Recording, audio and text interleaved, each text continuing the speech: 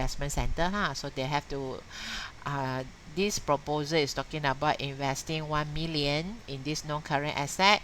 By doing this investment, you can earn profit of 0.15 million. Proposal 2 involves the disposal of non-current asset at their net book value of 2.3 million. Proposal 2, you dispose. Proposal 1, you buy one extra non-current asset, but here you dispose one of your old non-current asset. The net book value is already 2.3 million. This will lead to the reduction in the profit of 0.3. So if you dispose this non-current asset, your profit will be reduced by so much. Proceed from the disposal will be credited to the head office, not the division.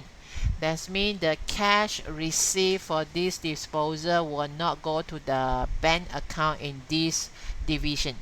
So the current asset is including to your bank plus your trade receivables plus your inventory, right? So if I dispose one of my non-current asset, my bank account will increase. My bank account increase means my current asset will increase. My current asset increase, that means what? The capital will increase. But now they said no, the money will not come to this bank account. The money will go straight to the head office. So bank will remain the same, current asset will remain the same. Alright, the proceed is not the money from this disposal is not going to this division's bank account. Calculate the current ROI for the division X and show how they would change under each of the two proposals. Okay, we do one by one. So first, find what is the current ROI and RI for this division before the proposal 1 and proposal 2. This one I go to the bottom. Make it slightly bigger. The current situation, ROI 2.2, 2.2 divided by your capital. Your capital is 10 million. Net asset equals to capital, so capital is 10 million. Alright, so current situation ROI is 22% and RI is 1.2 million. ROI exists the cost of capital. Yeah, cost of capital is 10%, but ROI is 22%, and RI is positive. The division is performing well. So at this moment, this manager, the manager in this investment center is doing his job well, is performing well, because you can see the result here. But now talking about the two proposal, so we will see lah. If you accept the proposal 1, what will happen to your ROI and your RI? Proposal 1 is what? You want to spend 1 million to buy another new non-current asset, so you will have extra profit. So let's calculate with proposal 1. The current plus the extra investment. The current is 2.2. But now the investment is what? The investment is you spend 1 million, you buy this non-current asset, so your net profit will be increased by so much. So you have to add in together lah. After you do this new investment, your profit now will become 2.35 million. 2.35 million. And then your capital also will increase. Why? Because non-current asset increase your net capital. So it increase your net asset, it increase your capital. That's why we say our capital will be increased by 1 million, so it become 11. So I noticed that something not good happened here. Something that is not good. The current ROI is 22%. After I do this extra investment, my ROI dropped. From 22%, it dropped to 21.4%. But RI show the different result. So how you get 2.35? After you do this new investment, your net profit is 2.35 million, right? Minus 10%, the interest rate is 10%, but now your capital is not just 10 million, but your capital is 11 million. Did you notice that your RI will increase? Your RI will increase from 1.2 million, it increased to 1.25 million. So if you are the manager, in this center, in this investment center, you will definitely stop. That means reject lah. Reject. Definitely you will reject. Why you reject this proposal? Why must I accept this proposal? I accept this proposal. Did you see that my return rate dropped from 22% drop to 21.4%? So let's say my bonus is based on the return on investment, based on the ROI. So what? I will not be able to get my bonus anymore for this year because my ROI dropped. The company will blame me, say they give me extra 1 million to do the extra investment, but after doing this extra investment, you see my return rate is my return rates drop. So I didn't perform well. So why must I risk myself? Right? I will reject. I will reject this proposal one. But think about, don't just think about you yourself. You think about this company, huh? Actually, this proposal one, it should be the good investment. Why? Because your RI, your residual income, will increase from 1.2 million. It will increase to 1.25 million. That's why you see the, okay, I make it slightly bigger lah. The comment on the proposal one, in simple terms, the project is acceptable. Actually, the project is acceptable to the company. It offers a return rate of 15%. Just calculate what is the return rate for this proposal one, and how you calculate the return, profit divided by capital. Don't talk about the current one. Just talk about this extra investment. This extra investment can earn the profit of 0.15 million by investing 1 million, right? So if you take 0.15 divided by 1 million, you see the return rate is 15%. Your interest rate is only 10%, but your return rate is 15%. So we say this is a good investment. Actually, this is good investment because 15% is greater than the cost of capital. However, divisional ROI falls, and this could lead to the divisional manager rejecting the proposal one. If I am the manager in this investment center, of course I will reject the proposal one. Why must I accept the proposal one? I accept the proposal one means what? I am not performing well anymore. See, the current situation, I have 22%. After I do the new investment, it dropped to 21.4%. So the company will blame me that I didn't do the good investment. Alright, so I will go and reject. So this would be a dysfunctional decision. Can I use a highlighter? Cannot. Never mind. Is that possible? Cannot. So I use back this one. What do you mean by dysfunctional decision? Make sure everyone you listen carefully here. Always you can say decision. Yeah, I know what is called decision, but what is called dysfunctional decision? Dysfunctional decision means that based on the company view, based on company's view, this project you should accept. Why? Because this is good investment to this company. The RI can be increased, and the ROI for this investment is good, is 15%. So by looking at this point, you should accept. You should accept this investment. But based on the manager's view, right? The manager will definitely go and reject. Why? Why must I accept this? Why must I accept this investment? By accepting this investment, did you see that my ROI dropped? What if the company pay me my bonus based on my ROI? So I may lose my bonus for this year because my ROI dropped. Alright? That's why I think about my own figure, think about my own benefits. I will reject this investment. I will reject. Why must I accept?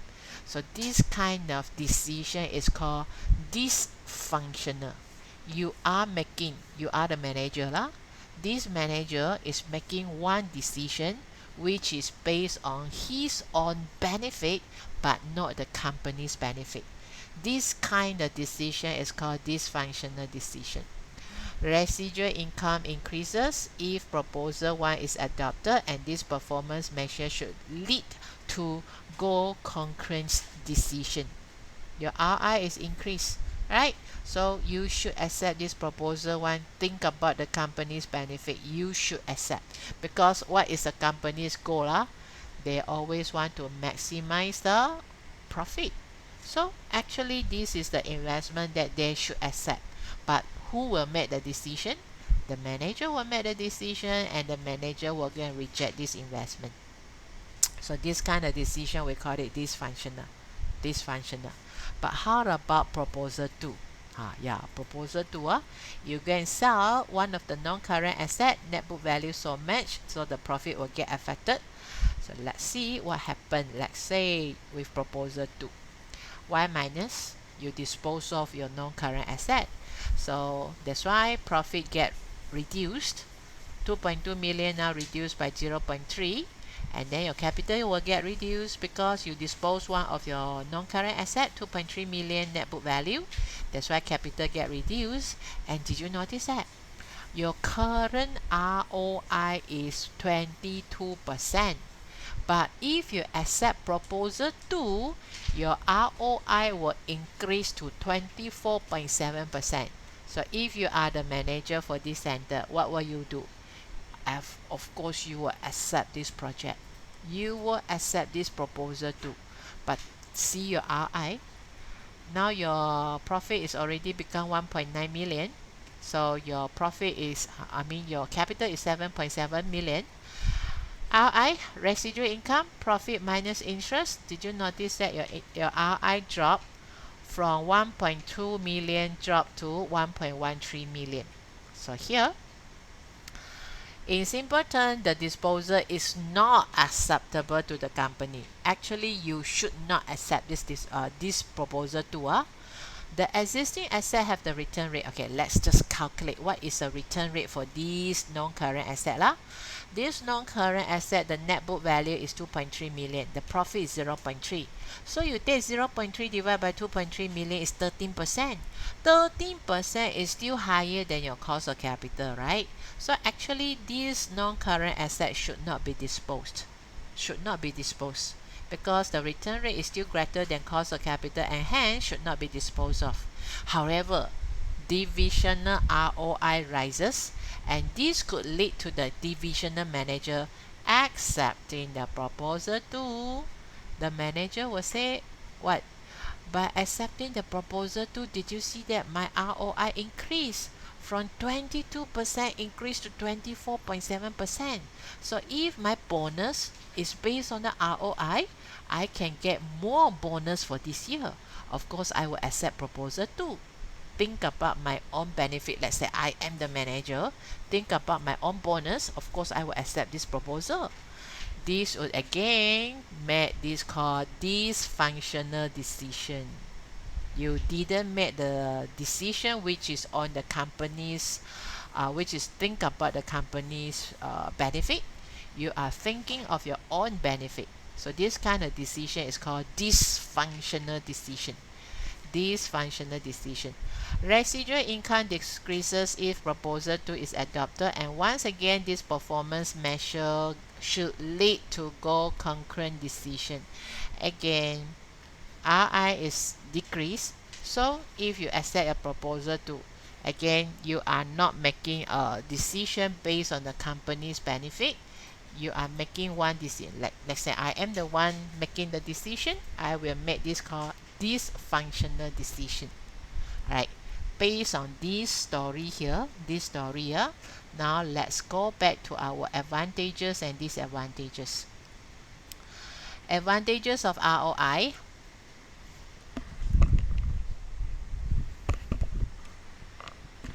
Familiar and simple calculation. Yeah, calculation is so simple and it's familiar. You want to find the return on investment, take your profit divided by your capital. Users readily available information. Yeah, you need to have your profit, you need to have your capital, readily available information. Widely used measure. Yeah, this is a very simple and it is widely used. Give result in percentage terms. ROI is a percentage terms. That's why we call it as a relative measure. And what is relative measure? percentage measure. Percentage measure, we call it relative measure lah. So can be used to compare business units of different sizes. You want to compare figures, very hard for us to do comparison, because let's say I want to compare two different companies but their measurements are not the same. Okay, our company in Malaysia, we are using Ringgit Malaysia. But if I'm going to compare with another company in Singapore, they are using the Singapore dollar, right? So how can you compare the figure? Because it's very hard for you to compare by using the different measurement units here. But if you are using the percentage is easier for you to compare, even though they are not using the same measurement units, even though they are from the different sizes. You want to compare percentage, yes, you can use, but not the figure. Alright, percentage. That's why percentage terms are is easier for us to use for comparison purposes. Disadvantages: based on accounting information. Yeah, accounting information, how you calculate your ROI, you need your profit, you need your capital. That one is all accounting information. Different accounting policy may show different answer. Yeah, it depends how you adjust your profit. Profit can be manipulated lah. Open to manipulation, manager may massage the figures to present a better picture. Yeah, you are able to manipulate your figure. So you are using the profit to calculate the ROI. So we say after you have manipulated the profit right, the answer is not real anymore. The answer is not real anymore. May be distorted by inflation. Historical cost account do not reflect the current value. Yeah, it's true. Inflation means prices increase. Last year prices and this year prices, they are not the same anymore. Alright, but when I calculate the ROI, I just take the profit divided by the capital. So that's why the ROI will have this kind of disadvantages. If there is an inflation, the figure will not show me the real result anymore. And may discourage investment in new assets. See, ROI will always discourage the new investment, like our proposal one. Always by accepting one new investment, usually the ROI will get affected. ROI will get affected. ROI will get reduced with the new investment. Use of percentage comparison can be misleading. Sometimes we say use percentage can be misleading, although it's very easier to use, but sometimes the result is quite misleading and may lead to non-goal concurrence, like the example just now I show you. Right? Non-goal concurrent. My goal and the company goal different already. Alright, when I made the decision, I don't think about the company's benefit. I think about my own benefits. Then how about RI? Advantages: encourages new investment. See the story just now, For one new investment, always your RI will get increased. Your RI will be increased because of the new investment. A new investment may add to RI but always reduce the ROI. This one will always happen for the new investment. RI will get increased but ROI will get decreased. Making a specific charge for interest help to make management center manager more aware of the cost of the asset under their control. Yeah, when you borrow the money, you know that you have to pay the interest. RI is profit minus your interest, right? So by using the RI, we say we can make the manager more aware of the interest rate. It gives an absolute measure but not a percentage measure. Percentage, we call it relative measure. RI is not percentage. RI is a figure, right? Figure, we call it absolute measure. Absolute measure means the figure. Relative measure means the percentage. Disadvantages: not comparable with different size organization units. Why? Because this is absolute measure. As absolute measure, we say for different unit, different sizes, very difficult to compare. It is based on accounting measure of profit and capital employed, which may subject to manipulation. Yeah, they can do all the massage for the profit figures, manipulation. Difficult to determine for the appropriate cost of capital. Sometimes, if, for example, talking about the notional interest, right, you may have the difficulty to decide what is the interest rate, to decide what is a suitable interest rate. Advantages, disadvantages. So let me finish up my example 2. Alright, let me finish up my example 2 here. So example 2, PQR PLC is considering opening a new division to manage a new investment project. Forecast cash flow of the new project are as follow. Okay, talking about this is one of the new division. So manage new investment. So you say, what division is this?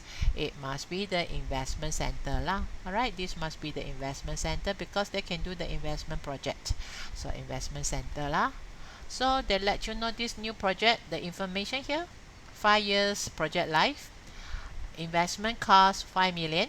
Every year net cash flow, net already, net cash flow 1.4 million, same, remain the same for all the 5 years. So we call it as a annuity, this will be called as an annuity figure. PQR's cost of capital is 10% per annum. Straight line depreciation is used, required. Calculate the project's NPV and its projected ROI and RI over its 5-year life. NPV, we only calculate one NPV for one project. And you still remember how you calculate your NPV. This is the annuity. So I'm not going to show you the long one. I'm going to show you the short term by using the annuity factor. Investment cost is 5 million. Year 1 to year 5 every year annuity 1.4 million. So 1,004 million, 30 is here. Go to your table, get your annuity factor. Get the annuity factor from your annuity table.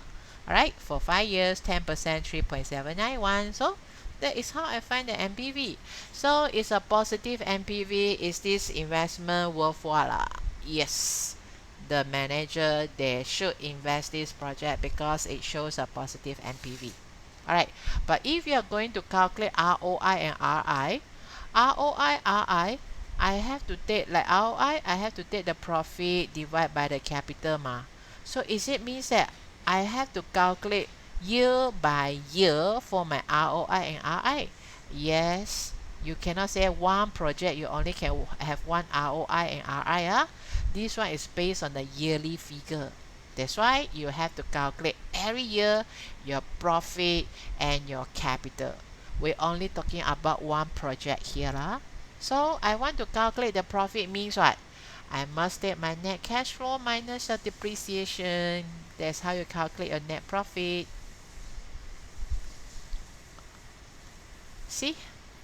Calculate the profit. Straight line method. Always straight line method Don't worry we don't have other methods. It's only the straight line method. So 5 million divided by the useful life 5 years, every year 1 million. So profit 1.4 million minus 1 million. So every year is 400,000. Yes, every year is 100,000. Every year is 400,000 because your profit is every year 1 million. So I want to calculate the net book value because I need to calculate my ROI. So we start from year 1. Every year 1,000. Every year 1,000. So you see the net book value for first year, second year, third year, fourth year, fifth year. Alright, then what else you need? You can calculate your ROI. Profit every year are the same. Yeah, every year they are the same, 400,000. So I take 400,000 divided by capital, and you don't say capital remain the same. The depreciation will reduce the cost for your investment, right? That means our investment cost will get reduced over the years That's why at the beginning here I calculate all the net book value from year 1 until year 5. So I'm going to calculate the ROI every year for the 5 years. First year the net book value is 5 million. I mean the cost is 5 million. Yeah, then the second year 5 million minus 1 million already. You cannot say the net book value the net book value in second year is still 5 million. It's not 5, but it become 4. Alright, then it become 3, then it become 2, then it become 1. And you notice what? ROI is increasing over the years. ROI is increasing over the years. Then how about the RI? Profit minus interest. Profit you have calculated. And how you calculate the interest? You have to take the interest rate multiply by your capital. Capital get affected, lor. Yeah, the net book value get affected. That's why every year you calculate out. This is the first year. First year I have negative. So actually using the negative, is it means that based on the MPV, we say, yes, this is a good investment. We should accept. Alright, we should do this project. But if you are using the ROI and RI, especially you see the first year, your ROI is 8%. 8% is lower than your cost of capital. Your cost of capital is 10%. So this is not a good investment, right? Right? Based on ROI, you should say you should reject. You should reject. Then some more, you see the first year your RI is negative. There is no residual income. That's mean in order to pay off all your interest, you still need another extra 100,000 in order to pay off the interest for this project. Right? But the result is improving. The result is improving over the years.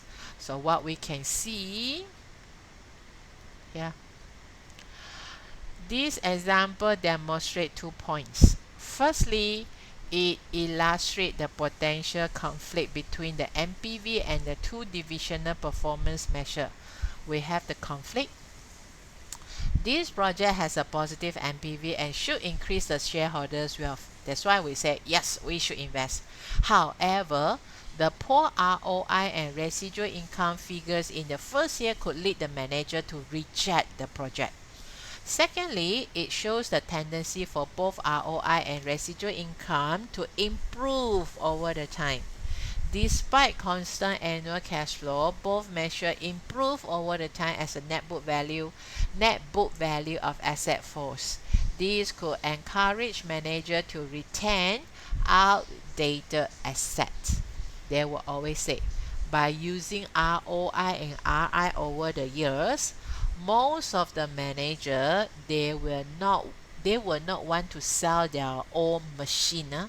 They prefer to keep all the outdated machine. The reason is this is the reason.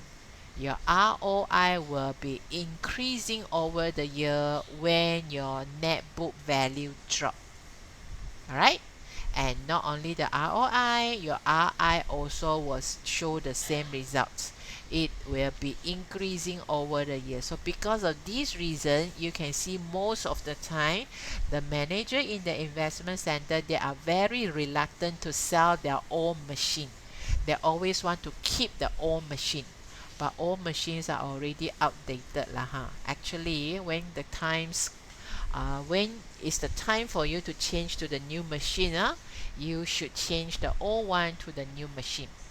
These are the 2 points that we can see between the MPV and the ROI and RI.